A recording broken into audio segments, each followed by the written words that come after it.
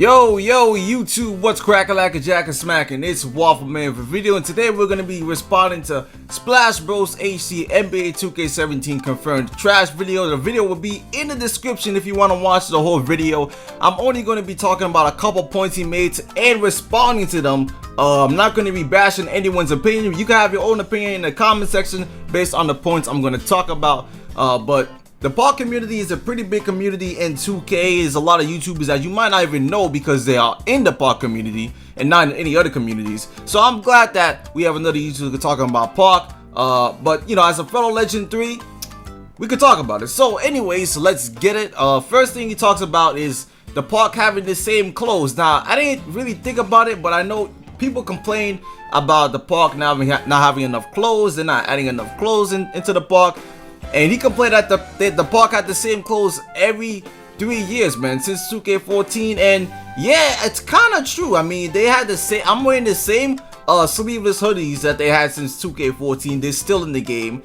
They haven't really added any other clothes. And the funny thing is, every time you start the POC in all these games, you start as a brown shirt. So you always got a brown shirt on and gray pants, which maybe they should change that in the next game. That would be cool to see. But yeah, overall they have the same clothes. I mean, honestly, in 2K, the beginning of 2K16, they didn't even have that many clothes. And I ain't gonna lie, I was kind of complaining that they didn't have the cowboy hat. Because remember, in the beginning of 2K16, they didn't have a cowboy hat. So I was complaining there. I was like, wow, I'm just gonna be rocking, because you know me, I always wear my cowboy hat, even though I got a mascot. But that got me tight before. So let me know what you think about that.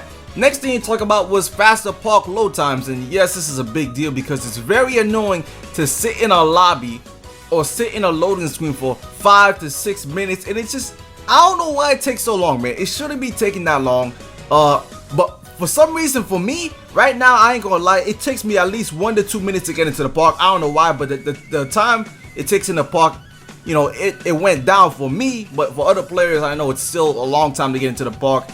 And the next point he talks about is renaming the reps and the different symbols for the rep. I think they had different symbols this year though, but renaming the reps could be interesting because, you know, before they had rookie, pro, all-star, legend, which I think is a fine system. I think they can use that system in every game. I wouldn't mind seeing a change to the system and how you level up. I mean, anything that's innovative and new is going to be refreshing, because we've been going through this for like what, 2 years now with this system.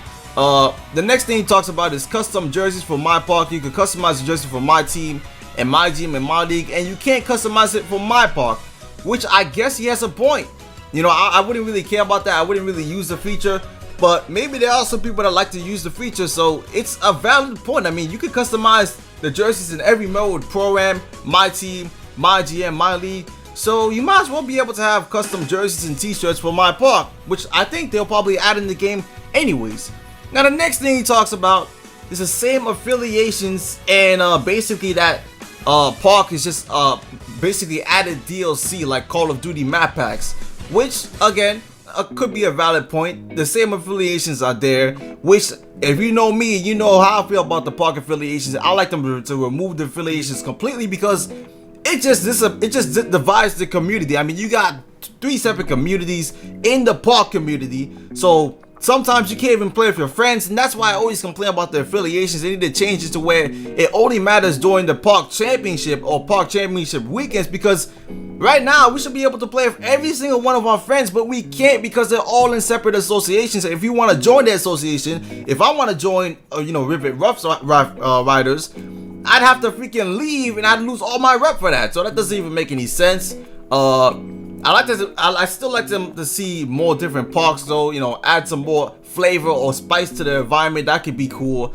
Next thing he talks about is when you travel to different POCs and you lag out. And this is why I don't even travel to different POCs anymore, because every time you travel, you just get disconnected. And that's why I hate when people are in my party and they talk about, you know, let's go to a different POC. I'm tired of playing in Old Town. But nigga, every time you disconnect, every time you try to join a different POC in a squad, you disconnect. So it's like, what's the point of even doing that? You know what I'm saying? That's why I don't even play in other POCs now, because it's just a waste of time.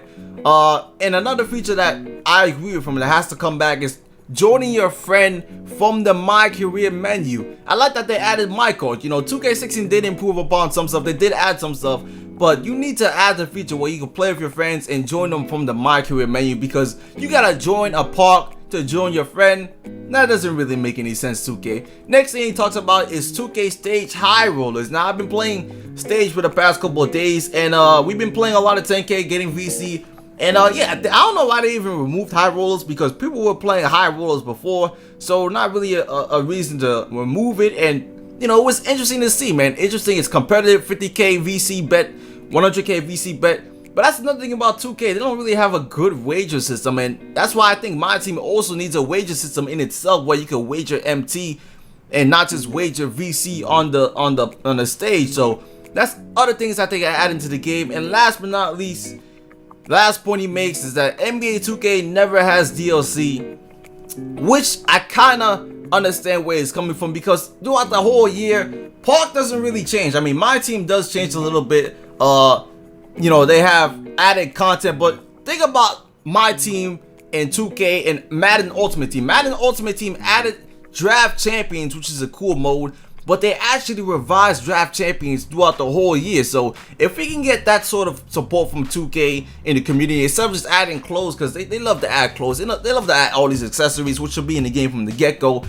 But let's get some added features. Let's get some stuff. I know this year they added house rules, but let's get that double rep weekend, man. Let's get some flavor, some spice, do something in this game to make Park very interesting next season, man. I mean, just do something, man. Do something. But anyways, leave your thoughts in the comment section. What do you think about this video and these points, and what do you think about these points? But anyways, I'm out for now.